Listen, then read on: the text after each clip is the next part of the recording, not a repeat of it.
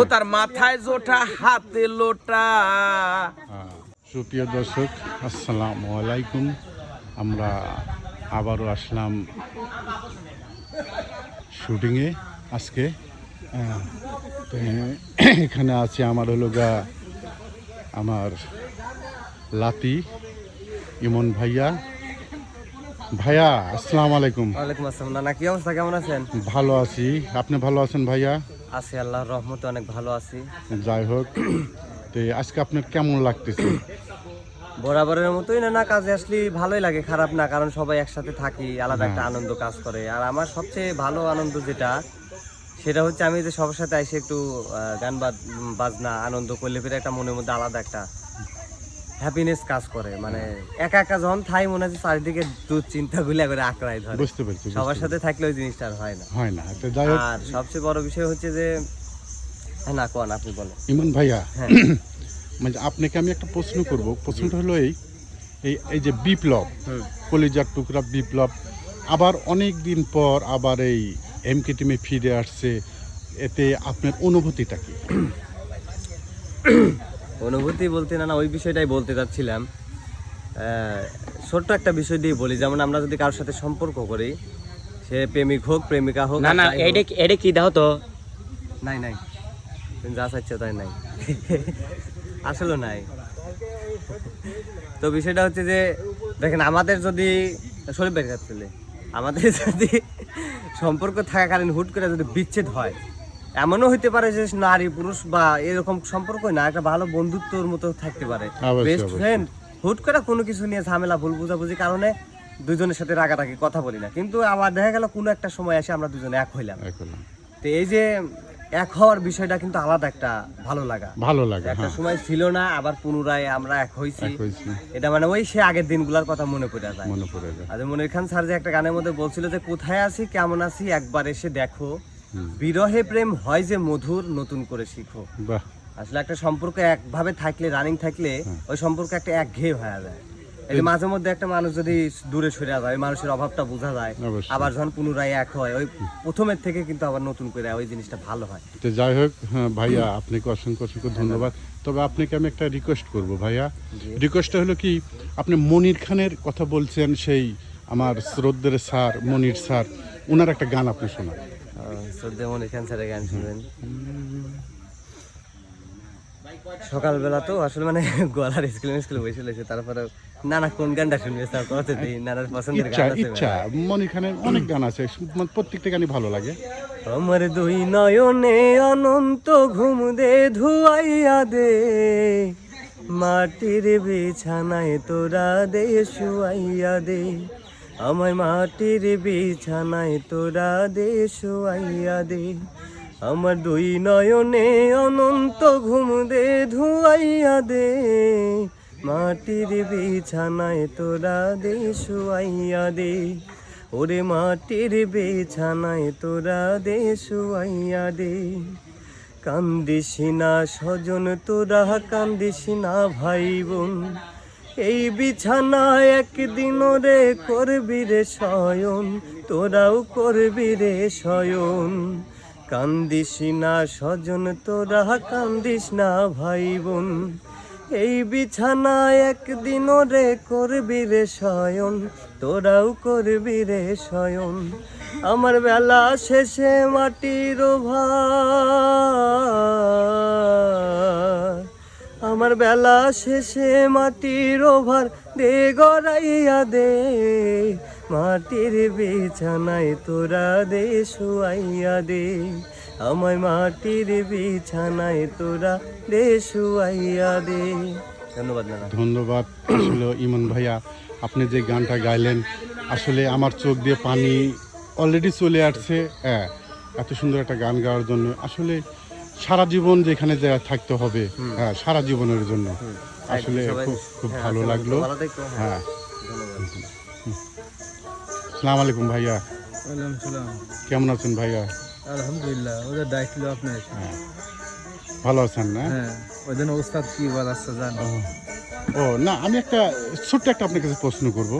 এই যে বিপ্লব যে অনেকদিন পর এমকে টিমে আবার আসলো, তে আপনার দু একটা কথা আপনি বলেন।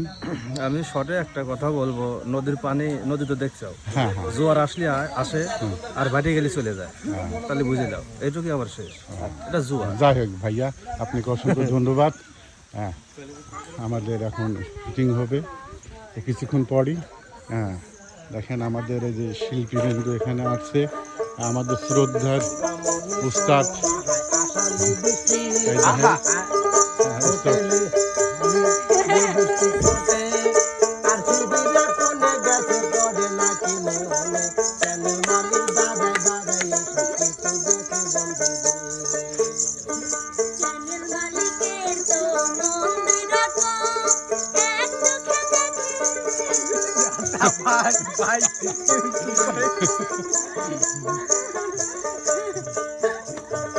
আশার প্রতি নাই ভরসা, এটাই আগে জানি। ওরে নিয়াটা হলো দেখি না এটা কেমন জানি লাগে, দীপা বাইসা বসে থাকে কেমন কোনো পেটে বন্ধু। ওরে মন আসে গায়ন গায় আর খারা খারা, ওরে নানাই আমার ক্যামেরা লিয়া দৌড়ে দৌড়ে সারা, দুপারে সে গায়ের গামে জড়াইল দেখো বন্ধু। আশার পছন্দ হচ্ছে না এই গানে গাওয়া, একটু গায়ে আমার দেখাইও। বন্ধু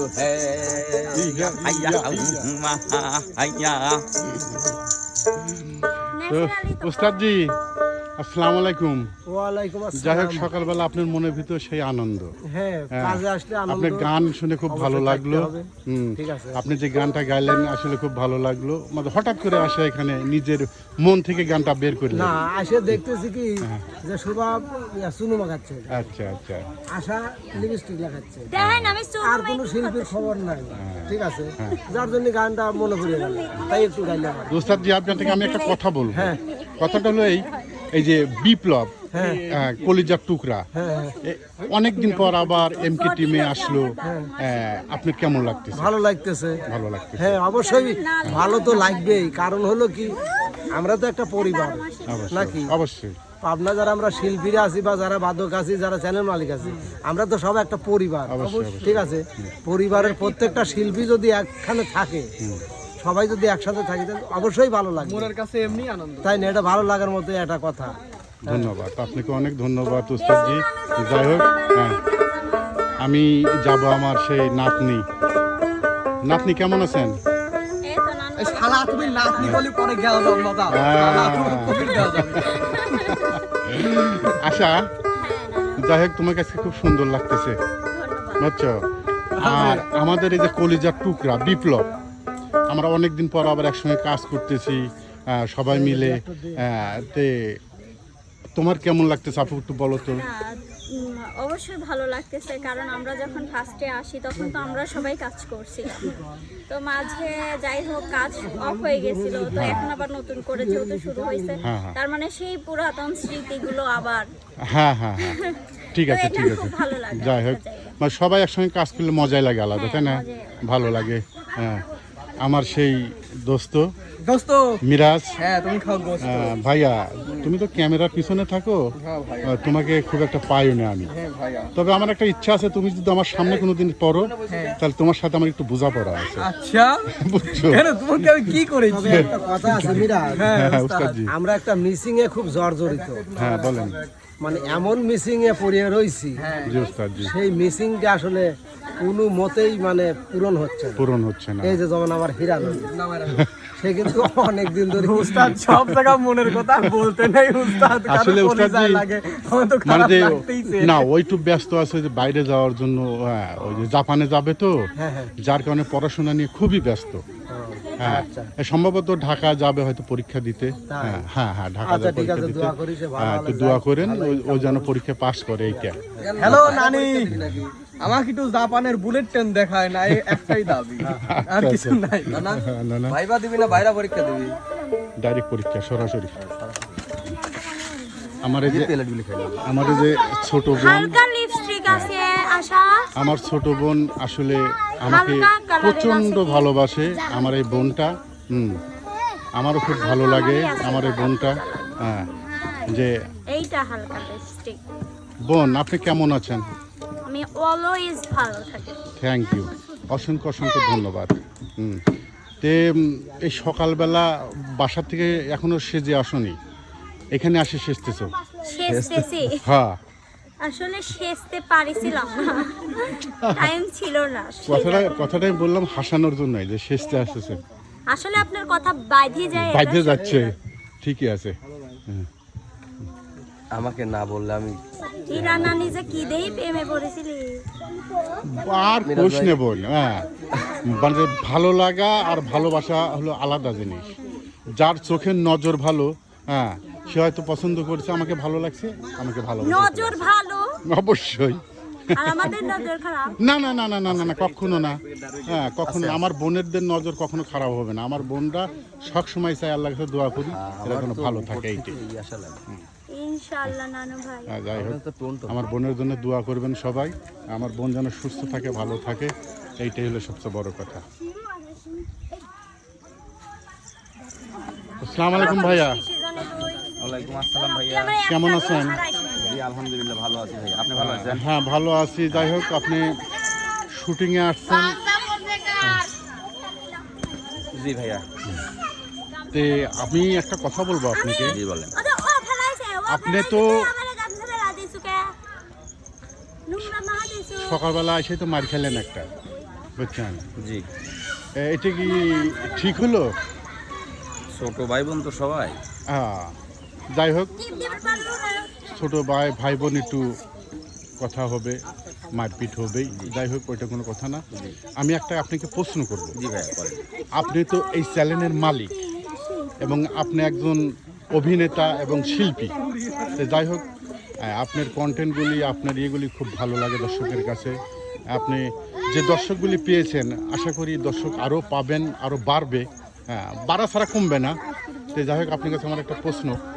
আপনার এই টিমে কিছুদিন বিপ্লব কাজ করেছিল, মাঝখানে আবার বন্ধ হয়ে গেছিল, আবার অনেক দিন পর এই টিমে আবার আসছে। তো আপনার কাছে আমার একটাই প্রশ্ন, হ্যাঁ, যে বিষয়টা আমাকে একটু বলেন। আসলে বিষয়টা হচ্ছে কি যে ওরা সবাই ছোট আর আমি ওদের সবার চেয়ে একটু সিনিয়র। অবশ্যই। তো দেখা যাচ্ছে যে অনেক সময় ওরা অনেক রকম ভুলভ্রান্তি বোঝে, আবার সেগুলোর অবসানও হয়। আবার দেখা যাচ্ছে যে অনেক সময় কাজের চাপেও আসা হয় না, দেখা হয় না, কথা হয় না। হ্যাঁ, তো যাই হোক, ইনশাল্লাহ আর আশা করি প্রবলেম হবে না, আর কোনো ঝইঝামেলাও হবে না। সবাই ইনশাল্লাহ মিলেমিশে একসঙ্গে আবার ইতিপূর্বে যেমন আপনারা কাজ দেখেছেন, আনন্দ পেয়েছেন, বিনোদন পেয়েছেন, সেটাই ইনশাল্লাহ তুলে ধরার চেষ্টা করব, দেওয়ার চেষ্টা করব। আর ইতিপূর্বের যে কথাগুলো, এই কথাগুলো আমি আর তুলতেই চাই না। আমি মনে করি যে ওগুলোকে মাটি দিয়ে দিয়েছি, কবর দিয়ে দিয়েছি। এখন থেকে আমরা সবাই ভাই বোন হিসাবে আবার নতুন করে আমরা আবার কাজ শুরু করবো, বিনোদন দেওয়ার। যাই হোক, দর্শকের উদ্দেশ্যে আপনি দুইটা কথা বলেন। আপনি দর্শকের উদ্দেশ্যে দুইটা কথা বলবেন, এইটাই যে বিপ্লব, হ্যাঁ, যে একটা কলিজার টুকরা, বিপ্লবের যে একটা চাহিদা, বিপ্লবের একটা যে ফেমাস, হ্যাঁ, এটা তো সব দর্শকই জানে। হ্যাঁ, তো আপনার মনের থেকে আমি একটা কথা বলি, যে বিপ্লব যখন আপনি চ্যানেলে কাজ করতে আসে, তা আপনার মনের ভিতরে কেমন লাগে? অবশ্যই। শুধু মানে বিপ্লব কেন, সবাইকে নিয়ে যখন আমরা একসঙ্গে কাজ করি, সবাই আমরা যখন মিলেমিশে কাজ করি, তখন আমাদের ভিতরে আনন্দটাই থাকে আলাদা। অবশ্যই অবশ্যই। আর যদি একজন দেখা যাচ্ছে যে আমার সাথে বিটল নানার একটু মন কষাকষি, বা বিটল নানার সাথে মিরাজের মন কষাকষি, বা ওই আশার সাথে সুবার ঝগড়া, এইগুলো যখন চোখে পড়ে বা জানাজানি, তখন নিজেদের কাছে অনেক খারাপ লাগে, কষ্ট লাগে। কারণ এই যে সংসারটা, এটা কিন্তু একটা সংসার, এটা একটা পরিবার। পরিবারের মধ্যে একটু ঝামেলা হলে কিন্তু পরিবারটা একটু মানে এলোমেলো হয়ে যায়। এটা ওই রকমই। তো আশা করি যে আর লাগবে না, বা লাগাইতে দিব না, চেষ্টা করবো ইনশাল্লাহ। ওই যে আমি একটা কথা বলি কি, ওই যে দর্শকের উদ্দেশ্যে, ওই যে কি কয় মাটির গাছে লাউ নাকি, হ্যাঁ, ওইটা একটু। এটা কোনো কথা? আমাকে জ্বালায় খালি এরা এইসব নিয়ে। আপনারা খালি গান কবের কান, এটা আমাকে খালি জ্বালায়। না, ভালো লাগে তাই, বোঝেন না? আমার মাটির গাছে লাউ ধরেছে, ওই আমার ওই ধান দিয়েছেন শুরু হয়ে গেছে, লাউ ডাকতেছে ওই যে আমার মাটির গাছে লাউ ধরেছে লাউটি বড় সোহাগী সোহাগী সোহাগী আহা। আমার লাউর পিছে লাগছে বৈরাগী ও মোহন আমার লাউর পিছে লাগছে বৈরাগী ধন্যবাদ ধন্যবাদ ভাইয়া, আপনাকে অসংখ্য বৈরাগীকে ধন্যবাদ। বললাম আমি লাউয়ের পিছে দিও না কালি বাবা। ভাইয়া ভাই আমি গান বলবো খুব ভালো লাগলো, হ্যাঁ খুব ভালো লাগতেছে গানটা, বলবেন আপনি? ও তার মাথায় জোটা হাতে লোটা আর কবল আর করবেন না, না যাই হোক, প্রিয় দর্শক মন্ডলী আমাদের জন্য দোয়া করবেন, আপনাদের জন্য সবসময় দোয়া এবং ভালোবাসা থাকলো। হ্যাঁ। সবাই ভালো থাকবেন, সুস্থ থাকবেন, আল্লাহ হাফেজ। আল্লাহ হাফেজ।